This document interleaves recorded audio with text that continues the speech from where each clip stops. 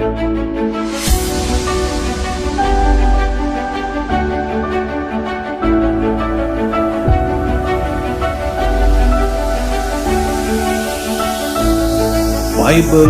एक वर्ष में। नमस्कार, आप सबका बाइबल एक वर्ष में स्वागत है। आप सब ने जो कदम उठाया है प्रभु के वचन सुनने के लिए, यह हमारे जीवन के अंधेरों को दूर करेंगे और हमें प्रभु के प्रकाश में चलाएंगे। आज हम संत योहन के सुसमाचार का अध्याय 12, यिर्मयाह के ग्रंथ का अध्याय 43, 44 और 45 सुनेंगे। प्रभु का वचन सुनने से पहले आइए हम ईश्वर से प्रार्थना करें। हे प्रभु, हम आपका वचन सुनने वाले हैं। हमारे मन की आंखें खोलें और हमें आध्यात्मिक प्रज्ञा दें ताकि हम आपको जान सकें और आपके वचन के अनुसार अपना जीवन जिए। यह हम मांगते हैं आपसे प्रभु यीशु के नाम, आमीन। संत योहन का सुसमाचार अध्याय 12। बेथनिया में भोज। पास्का के 6 दिन पहले ईसा बेथनिया आए। वहां लाजरुस रहता था जिसे उन्होंने मृतकों में से पुनर्जीवित किया था। लोगों ने वहां ईसा के सम्मान में एक भोज का आयोजन किया। मार्था परोसती थी और ईसा के साथ भोजन करने वालों में लाजरुस भी था। मरियम ने आधा सेर असली जटामासी का बहुमूल्य इत्र लेकर ईसा के चरणों का विलेपन किया और अपने केशों से उनके चरण पोंछे। इत्र की सुगंध से सारा घर महक उठा। इस पर ईसा का एक शिष्य यूदस इस्करियोती, जो उनके साथ विश्वासघात करने वाला था, यह बोला, 300 दिनार में बेचकर इस इत्र की कीमत गरीबों में क्यों नहीं बांटी गई। उसने यह इसलिए नहीं कहा कि उसे गरीबों की चिंता थी, बल्कि इसलिए कि वह चोर था। उसके पास थैली रहती थी और उसमें जो डाला जाता था वह उसे निकाल लेता था। ईसा ने कहा, इसे छोड़ दो, इसने मेरे दफन के दिन की तैयारी में यह काम किया। गरीब तो बराबर तुम्हारे साथ रहेंगे, किंतु मैं हमेशा तुम्हारे साथ नहीं रहूंगा। बहुत से यहूदियों को पता चला कि ईसा वहां है। वह ईसा के कारण ही नहीं बल्कि उस लाजरुस को भी देखने आए जिसे ईसा ने मृतकों में से पुनर्जीवित किया था। इसलिए महायाजकों ने लाजरुस को भी मार डालने का निश्चय किया, क्योंकि उसी के कारण बहुत से लोग उनसे अलग हो रहे थे और ईसा में विश्वास करते थे। यरूशलेम में ईसा का प्रवेश। दूसरे दिन पर्व के लिए आए हुए विशाल जनसमूह को पता चला कि ईसा यरूशलेम आ रहे हैं। इसलिए वे लोग खजूर की डालियां लिए उनकी आगवानी करने निकले और यह नारा लगाते रहे, होसन्ना, धन्य है वे जो प्रभु के नाम पर आते हैं, धन्य है इज़राइल के राजा। ईसा को गद्दी का बछड़ा मिला और वह उस पर सवार हो गए, जैसा कि धर्म ग्रंथ में लिखा है, सिय्योन की पुत्री नहीं डरना, तेरे राजा गद्दी के बछड़े पर सवार होकर तेरे पास आ रहा है। ईसा के शिष्य पहले ये नहीं समझते थे, किंतु ईसा के महिमान्वित हो जाने के बाद उन्हें याद आया कि यह उनके विषय में लिखा हुआ था और लोगों ने उनके साथ ऐसा ही किया था। जब ईसा ने लाजरुस को कब्र से बाहर बुलाकर मृतकों में से जलाया था, उस समय जो लोग उनके साथ थे वे इस घटना की चर्चा करते रहे। इसलिए बहुत से लोग ईसा की आगवानी करने निकले थे। उन्होंने सुना था कि ईसा ने यह चमत्कार दिखाया था। यह सब देखकर फरीसियों ने एक दूसरे से कहा, तुम्हारी तो एक भी नहीं चलती, देखो सारी दुनिया उसी के पीछे चल पड़ी है। ईसा और यूनानी तीर्थयात्री। जो लोग पर्व के अवसर पर आराधना करने आए थे उनमें से कुछ यूनानी थे। उन्होंने फिलिप के पास आकर यह निवेदन किया, महाशय, हम ईसा से मिलना चाहते हैं। फिलिप गलीलिया के बेतसाइदा का निवासी था। उसने जाकर एंद्रुस को यह बताया और एंद्रुस ने फिलिप को साथ ले जाकर ईसा को इसकी सूचना दी। ईसा ने उनसे कहा, वह समय आ गया है जब मानव पुत्र महिमान्वित किया जाएगा। मैं तुम लोगों से यह कहता हूँ, जब तक गेहूं का दाना मिट्टी में गिरकर नहीं मर जाता तब तक वह अकेला ही रहता है, परंतु यदि वह मर जाता है तो बहुत फल देता है। जो अपने जीवन को प्यार करता है वह उसका सर्वनाश करता है, और जो इस संसार में अपने जीवन से बैर करता है वह उसे अनंत जीवन के लिए सुरक्षित रखता है। यदि कोई मेरी सेवा करना चाहता है तो वह मेरा अनुसरण करे। जहां मैं हूं वहीं मेरा सेवक भी होगा। जो मेरी सेवा करेगा मेरा पिता उसको सम्मान प्रदान करेगा। अब मेरी आत्मा व्याकुल है। क्या मैं ये कहूँ, पिता इस घड़ी के संकट से मुझे बचा, किंतु इसलिए तो मैं इस घड़ी तक आया हूँ। पिता अपनी महिमा प्रकट कर। उसी समय यह स्वर्गवाणी सुनाई पड़ी, मैंने उसे प्रकट किया है और उसे फिर प्रकट करूंगा। आसपास खड़े लोग यह सुनकर बोले, बादल गरजा। कुछ लोगों ने कहा, एक स्वर्गदूत ने उनसे कुछ कहा। ईसा ने उत्तर दिया, यह वाणी मेरे लिए नहीं बल्कि तुम लोगों के लिए आई। अब इस संसार का न्याय हो रहा है। अब इस संसार का नायक निकाल दिया जाएगा, और मैं जब पृथ्वी के ऊपर उठाया जाऊंगा तो सब मनुष्यों को अपनी ओर आकर्षित करूंगा। इन शब्दों के द्वारा उन्होंने संकेत किया कि उनकी मृत्यु किस प्रकार की होगी। लोगों ने उन्हें उत्तर दिया, संहिता हमें यह शिक्षा देती है कि मसीह सदा रहेंगे। फिर आप ये कहते हैं कि मानव पुत्र को ऊपर उठाया जाना है।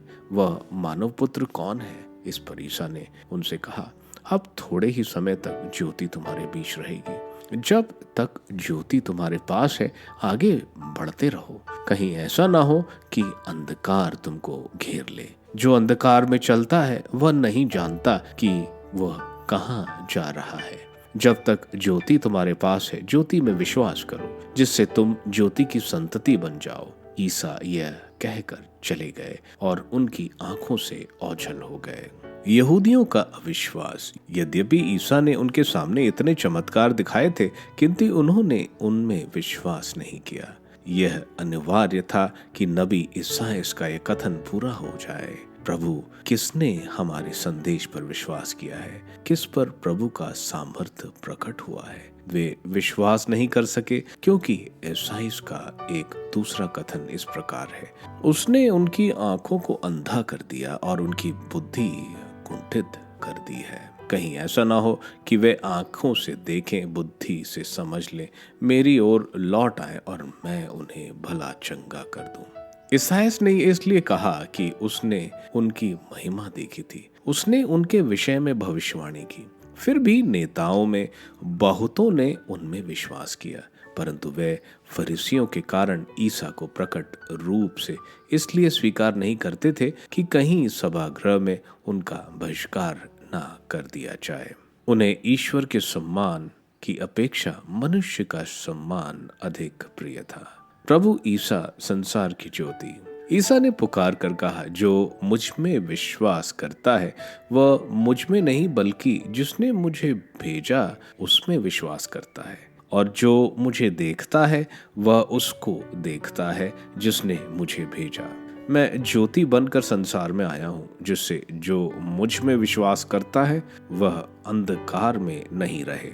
यदि कोई मेरी शिक्षा सुनकर उस पर नहीं चलता तो मैं उसे दोषी नहीं ठहराता हूँ, क्योंकि मैं संसार को दोषी ठहराने नहीं, संसार का उद्धार करने आया हूँ। जो मेरा तिरस्कार करता है और मेरी शिक्षा ग्रहण करने से इनकार करता है वह अवश्य ही दोषी ठहराया जाएगा। जो शिक्षा मैंने दी है वही उसे अंतिम दिन दोषी ठहरा देगी। मैंने अपनी ओर से कुछ नहीं कहा, पिता ने जिसे मुझे भेजा आदेश दिया है कि मुझे क्या कहना और क्या बोलना है। मैं जानता हूँ कि उसका आदेश अनंत जीवन है, इसलिए मैं जो कुछ कहता हूँ उसे वैसा ही कहता हूँ जैसे पिता ने मुझसे कहा है। यिर्मयाह का ग्रंथ अध्याय 43।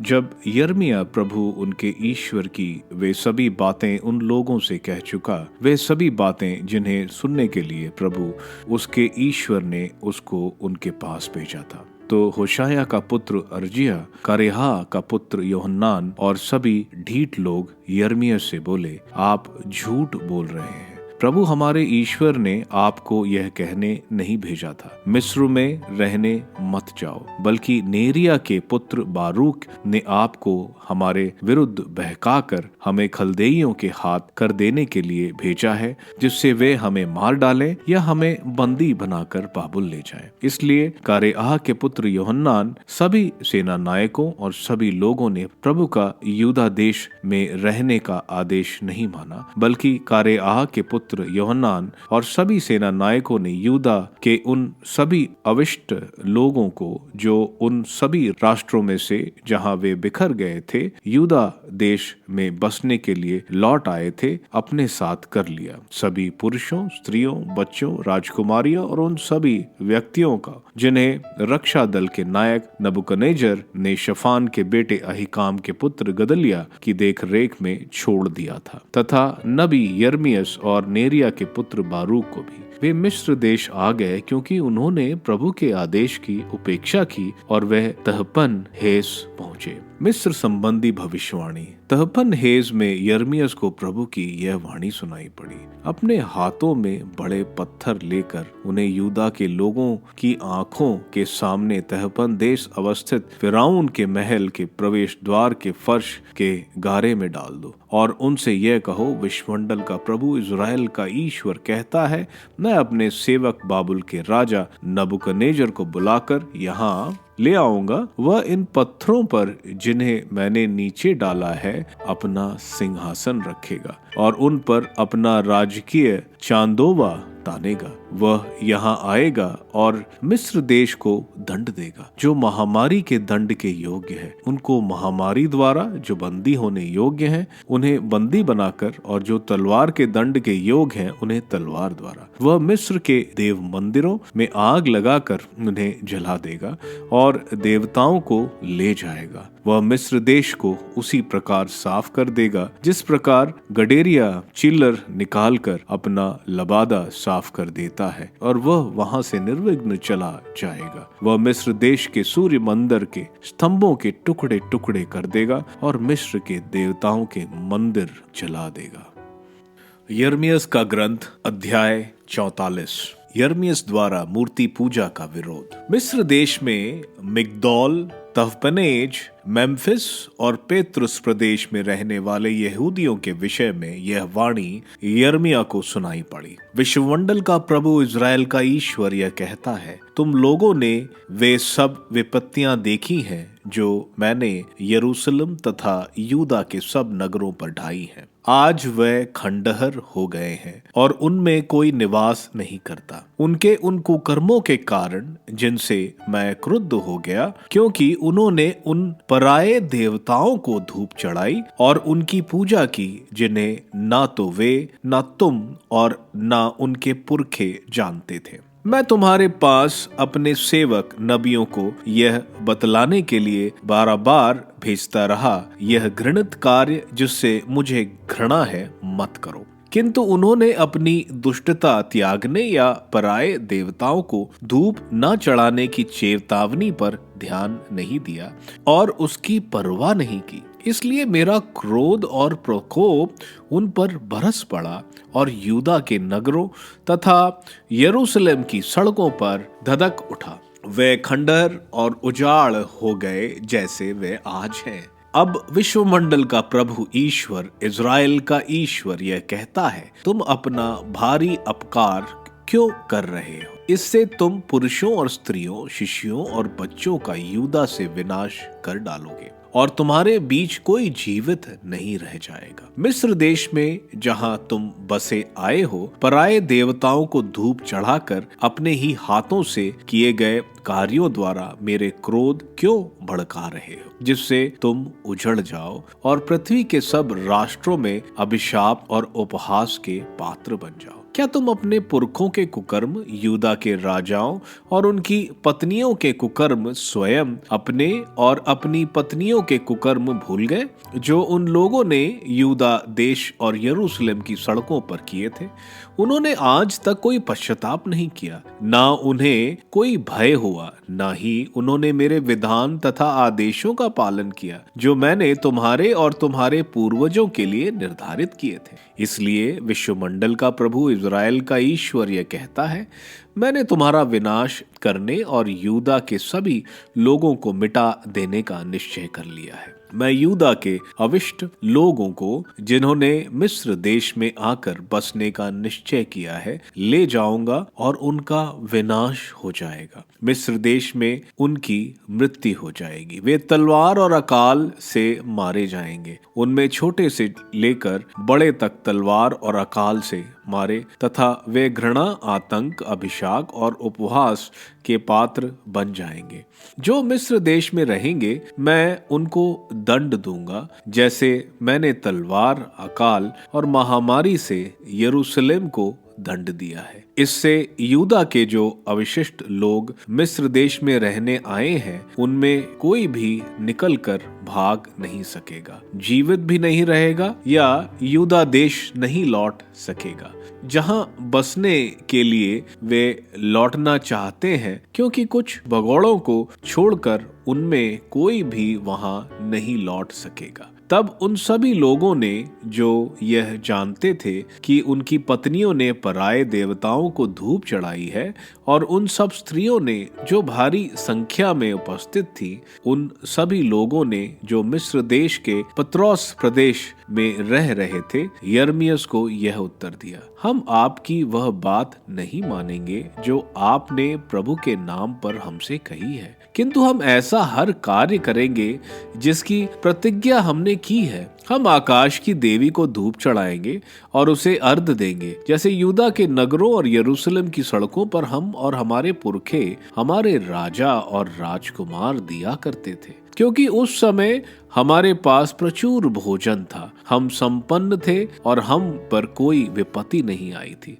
लेकिन जब से हमने आकाश की देवी को धूप चढ़ाना और अर्घ देना छोड़ दिया, तब से हमें हर वस्तु के अभाव का सामना करना पड़ रहा है और हम तलवार और अकाल से नष्ट होते जा रहे हैं। स्त्रियों ने यह कहा, जब हम आकाश की देवी को धूप चढ़ाती और अर्घ देती थी, तो क्या हम अपने पतियों की अनुमति के बिना उसकी मूर्ति के आकार की रोटियां बनाते और उसे अर्घ देती थी? यिर्मयाह ने उन सभी लोगों, पुरुषों और स्त्रियों, उन सभी लोगों से जिन्होंने उसे यह उत्तर दिया था, ऐसा कहा, क्या प्रभु को यह याद नहीं कि यूदा के नगरों और यरूशलेम की सड़कों पर तुमने और तुम्हारे पुरखे, तुम्हारे राजाओं और राजकुमारों और देश के सभी लोगों ने धूप चढ़ाई थी? क्या उसके मन में यह बात नहीं आई थी? प्रभु को तुम्हारे कुकर्म और घृणित कार्य जो तुम कर रहे थे सहन नहीं हुए, इसलिए तुम्हारा देश वीरान और बंजर,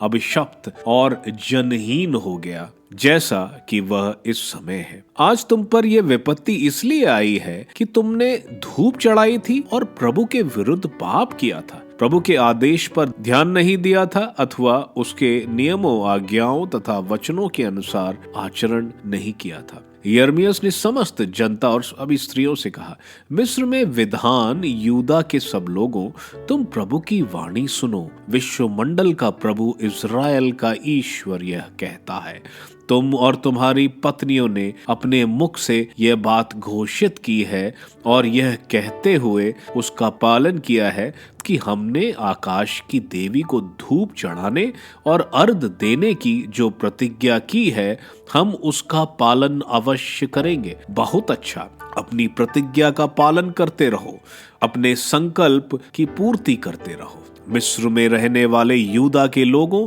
प्रभु की यह वाणी सुनो। प्रभु कहता है, देखो, मैंने अपने महान नाम की यह शपथ खाई है कि पूरे मिस्र देश में यूदा का कोई आदमी मेरे नाम लेकर यह नहीं कह पाएगा, प्रभु ईश्वर की शपथ, मैं उनका अहित करने न कि कल्याण करने के अवसर की ताक में हूँ। मिस्र देश में रहने वाले यूदा के सभी लोगों का तलवार और अकाल से तब तक विनाश होता रहेगा जब तक वे समाप्त नहीं हो जाएंगे।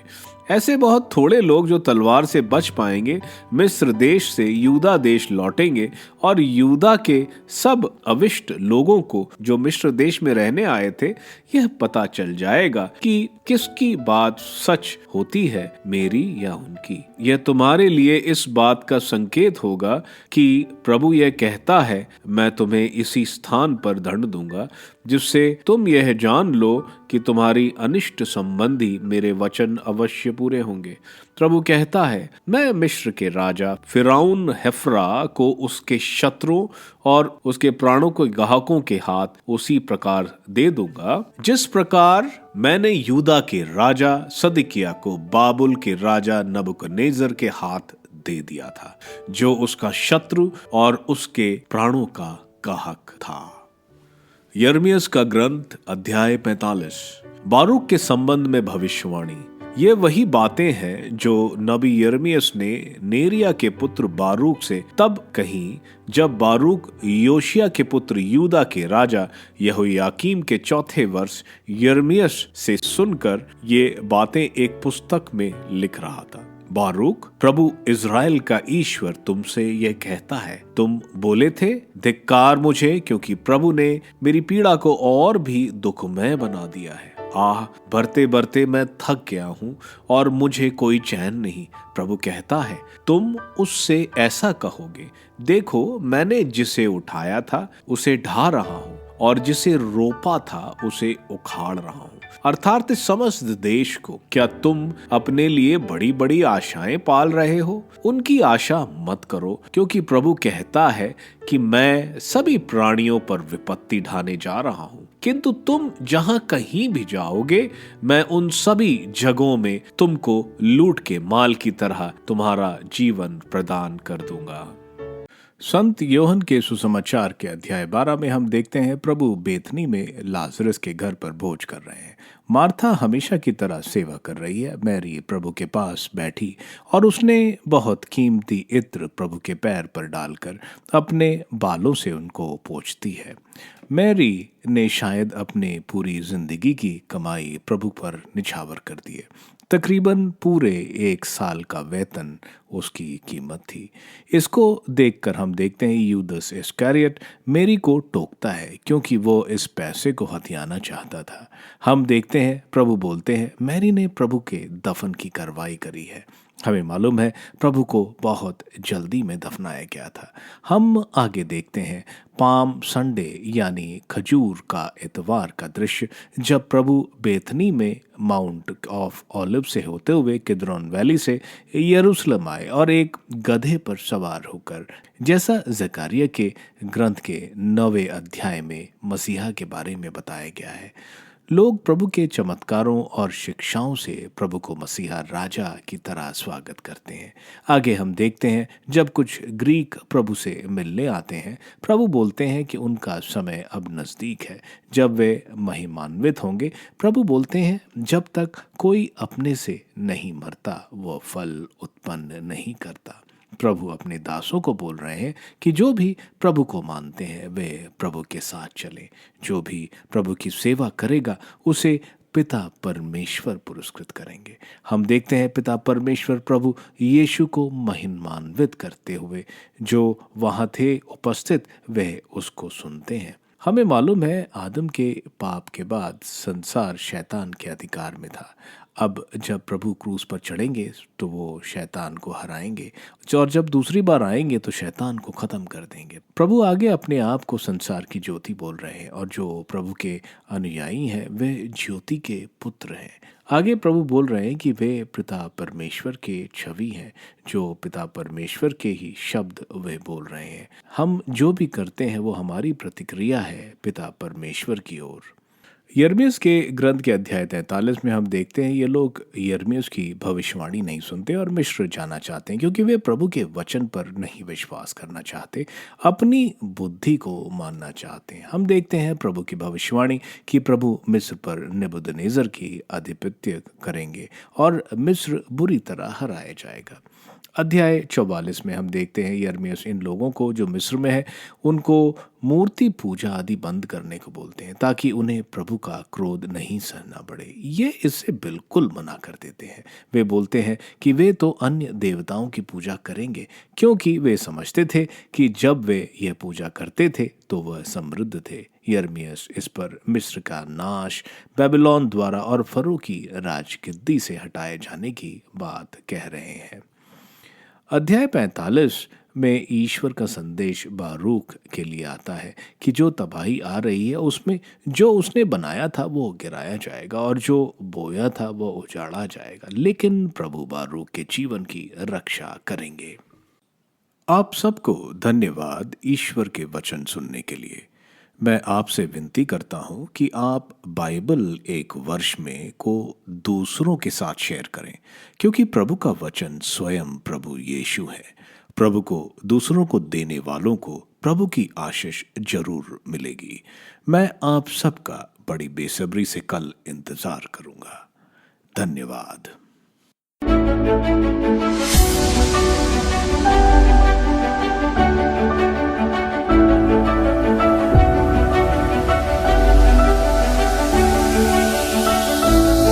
बाइबल एक वर्ष में